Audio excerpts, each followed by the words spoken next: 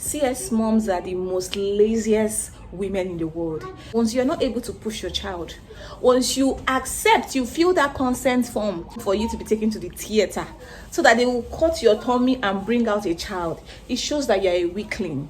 It shows that you are a nobody. It shows that you're not supposed to be called a mother. Hi!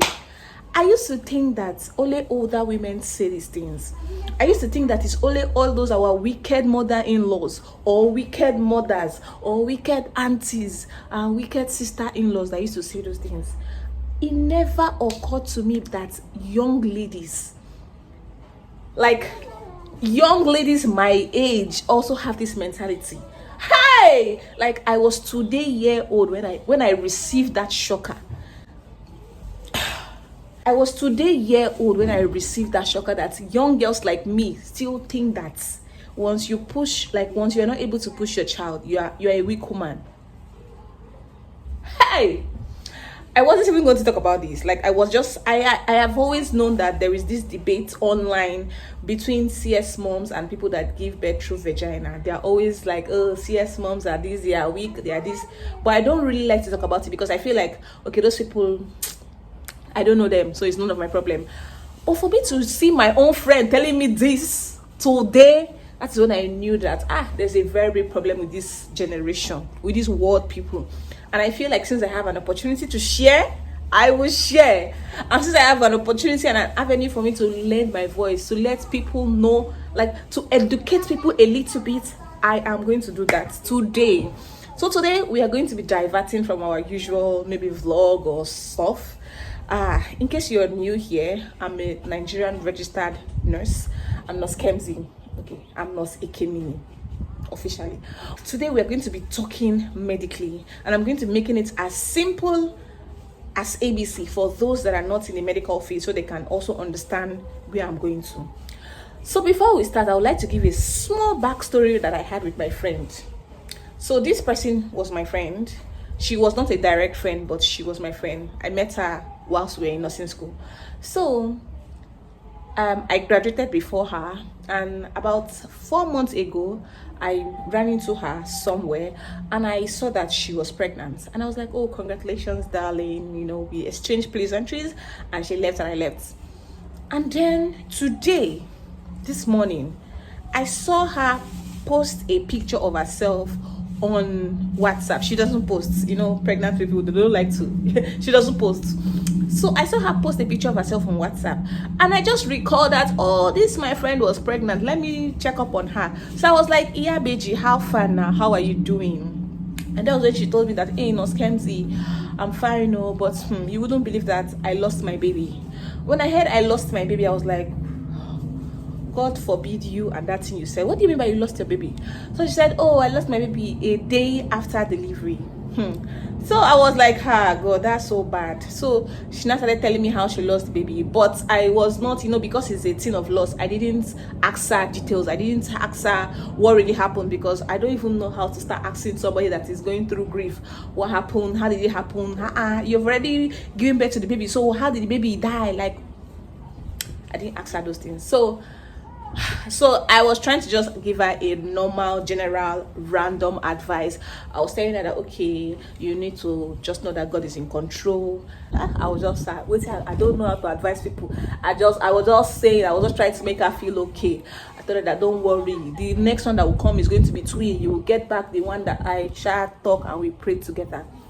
And then, in the line of me asking her those questions, and I asked her another question. I was now like, did you give birth through CS? My whole objective of asking her that question was so that I could give her a follow-up advice on, okay, if she gave birth through CS, I know how to advise her on the CS scar and all of those things. So when I asked her that question, bear in mind, she herself, she's a registered nurse. She was not like, me, give birth through CS, to fear kwa. God forbid. The way she said it, wait, type it though. The way she said it, I was not like, CS, to fear kwa. Ashibakwa. Ashibakwa, for people that are not Igbo, is God forbid.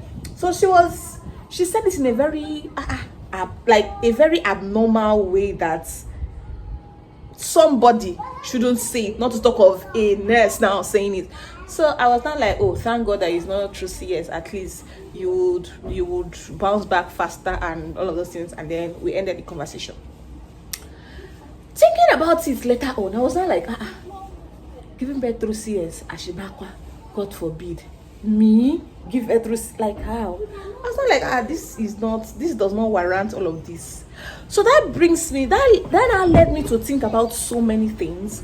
And I also now thought about it that, I'm thinking that our mother-in-laws and our mothers and all of these other people are archaic. They are old school. That's why they are thinking like this. Whereas I have a person that is in the same age bracket with me and she's thinking like this. What will happen if this girl eventually gives birth and then she gets a boy, and then the boy gets married someday, and then the wife goes into labor, and then there is the option of you have to give birth to this child, or the woman has complications that cannot warrant that she does the normal spontaneous vaginal delivery birth, and then she has to undergo CS. What would this my friend advise or tell this girl? I thought about it that it is this kind of people that will say, oh, you are lazy. Look at you, lazy girl. My son went to marry a lazy girl. Or look at you, you cannot even push. That is, I push all my 9 children. Or look at you. I said, no, that's not right. And that is what I'm here to correct. So I'm here to just let you know that, firstly, if you are thinking that way, if you are a woman that is thinking that way, firstly, about yourself, you are very, very, I don't want to curse you. I don't want to curse you, but you are wrong. I've had a situation once when I worked in a prenatal ward. I had prenatal people that want to give birth. I had a case where a woman, she came into labor. She was in active labor for 2 days. She had been in labor, but she was not dilating. You know, when you are in labor, like when you are term, your cervix is supposed to dilate and it fast. Dilation is when your cervix is wide enough, and then that is where your midwife or your gynecologist come to start checking how many centimeters gone you are. And then effacement is when is the shortening of the cervix. So your cervix has to shorten and it also has to dilate. So effacement is shortening, like the cervix has to become short, and then it has to also be wide, which is the dilation. So the woman was having contractions, but then she was not dilating and she was not effacing. Like, effacement was not taking place, dilation was not taking place. So she had been in this labor for this contraction has been happening for 2 days, 2 whole days. She was with us there, crying, shouting, and the husband was not even around. Crying, shouting, not so, And then the only advice we could give her was, okay, the head midwife told her that since you have been in labor for 2 days already here in the hospital, we don't know how it has started since in your house, because according to her, it started since, but she ignored it, and then it became so intense. That's why she came to the hospital. So we're like, oh, since you are here and you've been in labor for 2 days already, and your baby's heartbeat is decreasing, why not consider CS? This woman backfire. God forbid you. I don't know who you are. I don't know who sent you, but I forbid you. I bind you. That's how she started praying against the matron that came to tell her. And that was how she called her pastor. Hello, pastor. When she started talking to her pastor, we just left her to go to this nursing station. Hello, pastor. Hey, I'm in labor. Nurse say I will do CS. So, pastor, pray for me. I will not do CS. That's how the pastor started praying. You will not do CS. You will deliver like the Hebrew woman. Blah, blah, blah, blah. Hebrew woman. At long last, God shall help her. God helped her. At long last, she accepted the CS, and then she gave birth to a bouncing baby.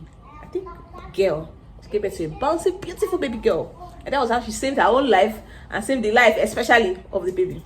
Now, imagine what would have happened if she had prolonged the whole situation. Because, okay, yes, the husband was not the one that came in. The husband came in on late hours of the second day. So now tell her that, what are you doing? What are you doing with this, your pastor? Please come and go and do CS. That was how the man just paid for the CS, and then they did the CS. And that was how that thing happened. And she gave birth. I think she was still with that pastor, and that was how she would have lost that baby. Now, For women and for girls that are out there that think that CS is just something that is for weak women only. No, we should know that there are women that want to give birth through the spontaneous vaginal delivery method, but then they cannot do it because their body has not positioned them to do it. Let's not forget that there are indications for CS. There are reasons why you will go to CS. You will go and do CS even when you want to push your baby. There are some situations that you yourself cannot control. Like you might have a birth plan. You might, when you are pregnant, you might have a birth plan talking about how you want to do this and do that and do that. I've watched people's story where they said they wanted to sing praise and worship and do this and do that when they are pushing their baby, but it did not end up that way because your body is planning another thing. Your body, your hormones are releasing chemicals that you cannot control. Now, we're going to be talking about some things that might happen that you yourself as a woman cannot control. Therefore, you will find yourself inside the theater performing CS. Firstly, if you have what is called preeclampsia or eclampsia. Preeclampsia or eclampsia is hypertension in pregnancy, simple term. Hypertension in pregnancy that is characterized by protein in urine, high blood pressure, or you have edema. Your bones, your body is swollen and all of those things. So, if you have hypertension in pregnancy, if you are pregnant and you are checking and you see that you have hypertension, just zero your mind that there is nothing on this earth that will make you push your baby. Now, if you manage to find yourself in a quack hospital or a quack maternity or somewhere, clinic or something, and they tell you that you can push that baby, just know that you will lose your life. Let's not even talk about it, because if you lose your life now, what's the extent of the baby? So just know that if you have hypertension in pregnancy, automatically you are going for a CS. You are going for a cesarean section. So your mother-in-law should not come and start telling you, or you yourself should not even feel like, I can push. It's not just hypertension, I can push. No, you will go. You will go. So if a woman, and hypertension, sometimes it is not your fault. Sometimes it is just hormonal. Sometimes you might be taking everything, but it's not working out. Your body does not even want to align with the drugs that you're taking. So you just find out that you have to go and do the CS and save yourself and save your baby. But if you want to do strong girl, you want to prove to your mother-in-law, or you want to even prove to yourself or your pastor that you are a strong person, RIP. RIP. Another thing that a woman can face that will make you go automatically to CS, another undebatable reason, is when your baby is not positioned in a cephalic position. For example, okay, let me explain. When you are 36, 37 weeks, your baby is supposed to turn.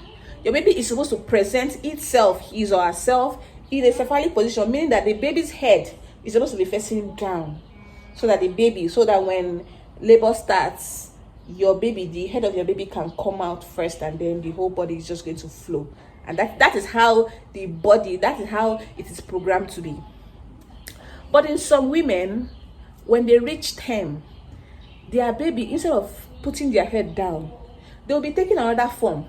They might be in a transverse position. They might be lying in a transverse form. That means they are lying. I'm going to put a picture. Thank God. I'm going to put a picture.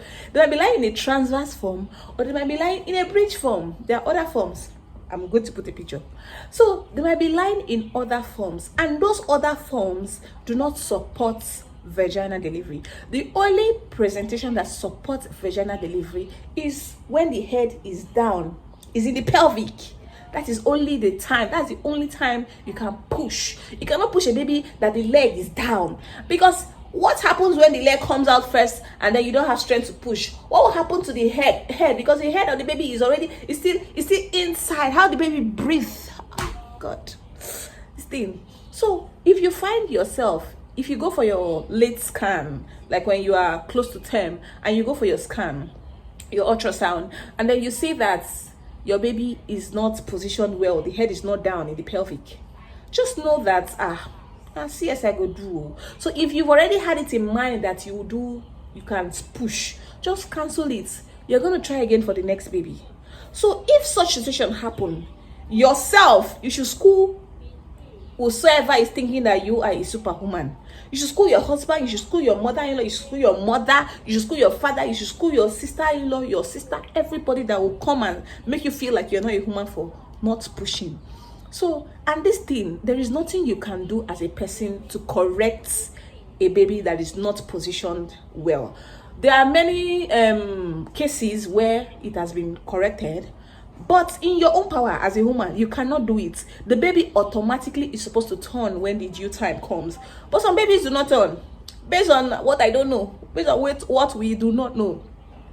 I've seen Oyibo people, the whites.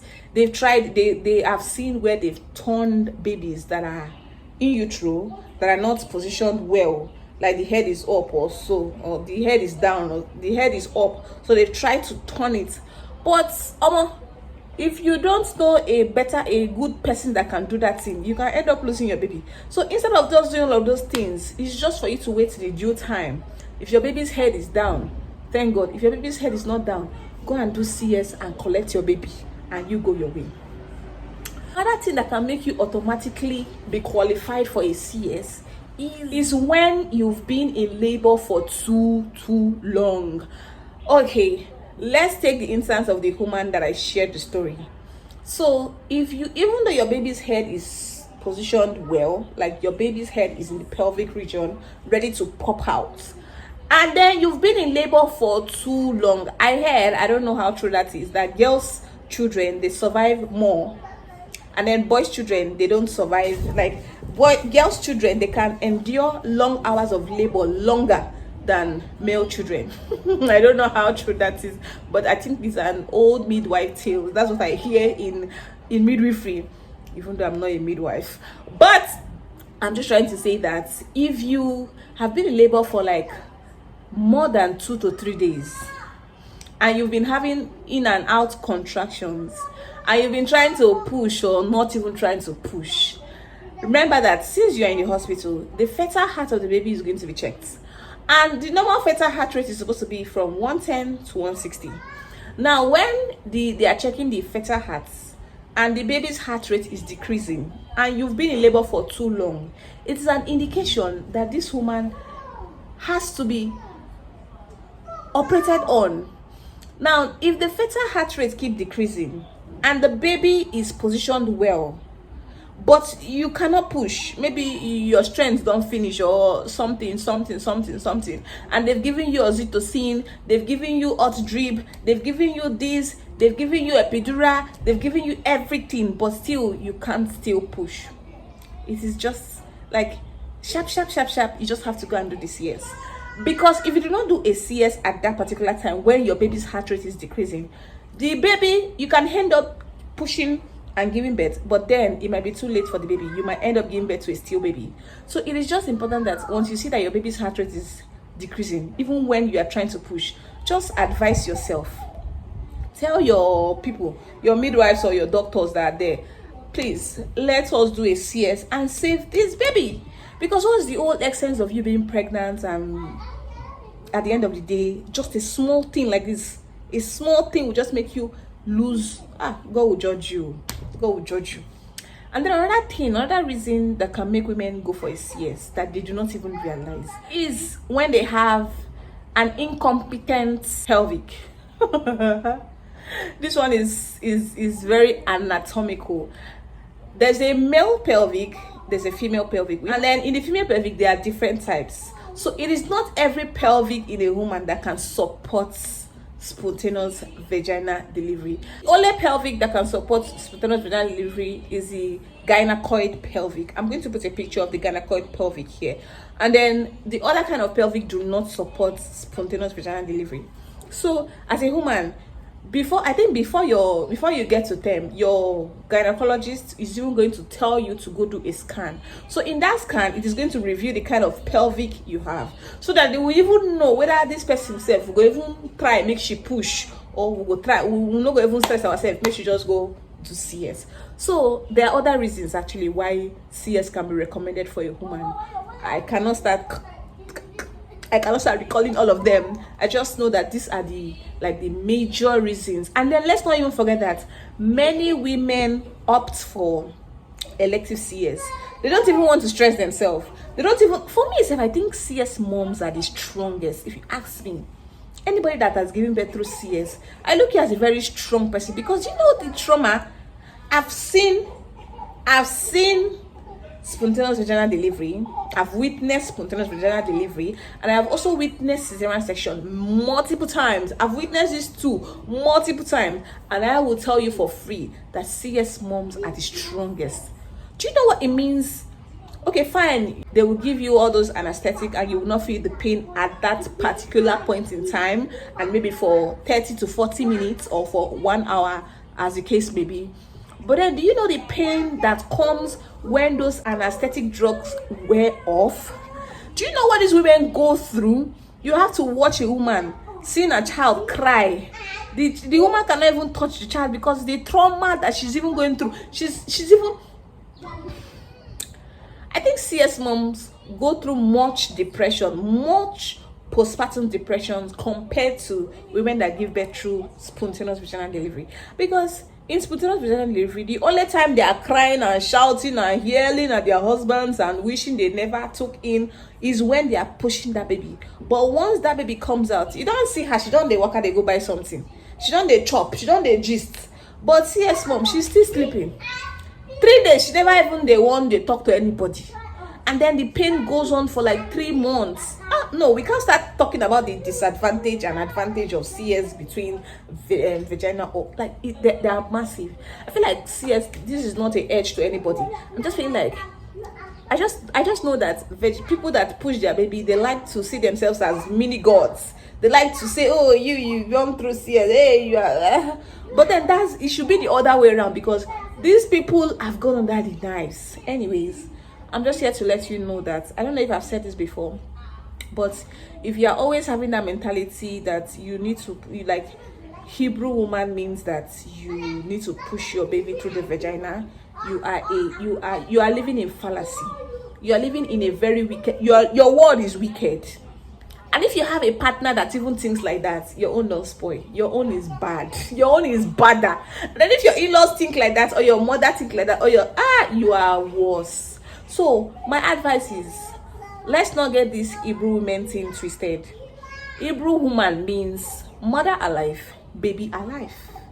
Anything that you have to do in your power to make sure that your baby survives and you survive, make sure you do it. That is what makes you an Hebrew woman. An Hebrew woman is not that one that went to do only spontaneous vaginal delivery. No. An Hebrew woman is also that woman that entered into the theater and came out with her baby, heel and hearty. That is who an Hebrew woman is. Or haven't you heard of stories where a woman was trying to push her baby through the normal vaginal delivery and then she passed on, or she and her baby passed on? Will you call her an Hebrew woman? We cannot call her an Hebrew woman.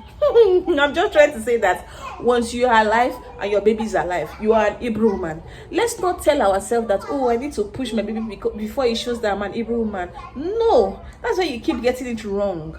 Do not limit yourself to do not stress yourself. Do not even stress yourself at all. And don't let anybody pressure you into stressing yourself. Don't let anybody make you feel like because you've done CS, you're not it. That's wrong. Tell them that they are mad. Like, oh, insult these people now. Insult these people. Tell them that you are the real MVP. That do they know what it means? Let's not even talk about the fee. For somebody that does CS and for somebody that goes through spontaneous delivery, I know, chop my mouth.